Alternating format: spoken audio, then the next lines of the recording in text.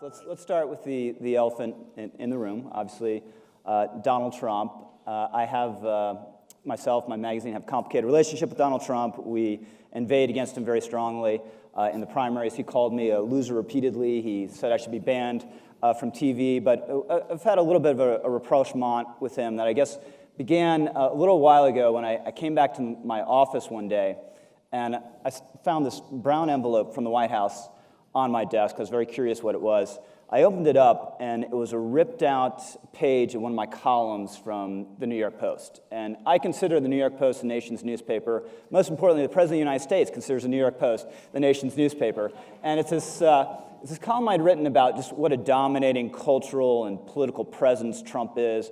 So even if you're a Republican who wants to distance yourself from Trump, you want to run away from Trump, there's just no way you can do it. And I thought I had a lot of incisive and some disparaging references to the president in this column. That obviously made no impression on him. What caught his eye was the headline that the editors had put on this column, the New York Post editors. And the headline was, "There is only Trump." And Trump had taken out his big black Sharpie.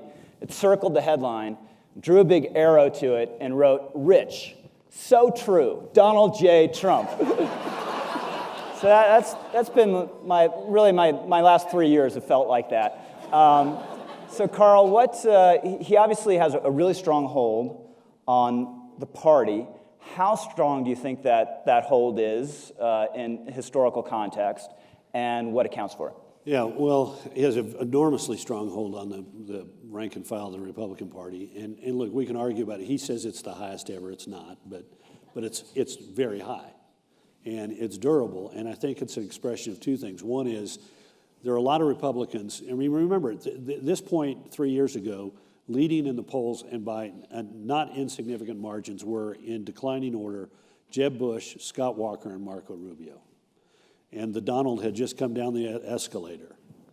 And what he tapped into was a sense among a lot of Republicans that they felt beat up, ignored, diminished, scorned during the Obama years, and they wanted somebody who would stand up and take a brick and throw it through the plate glass window.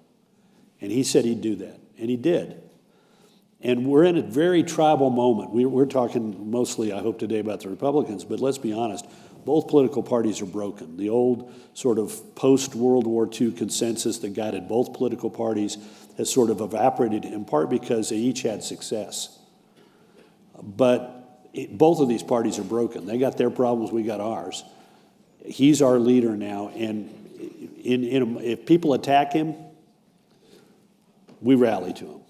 The average Republican says, he's my guy.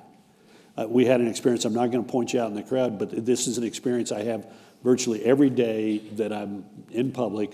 Somebody will come up to me in an airport or come up to me after a speech or come up to me in a restaurant and say something that somebody just said to me just before we came on here, which is, I like what he's doing, but I don't like how he comports himself.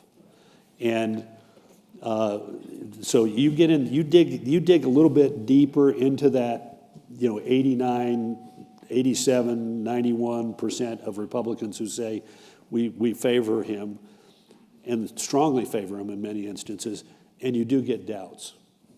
But they won't express them and they won't act on them because they consider the moment to be too critical. And so we saw a little bit of the same for Obama.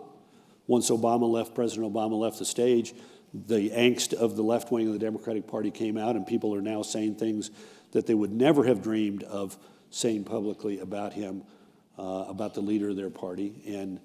But it's just the moment that we're in.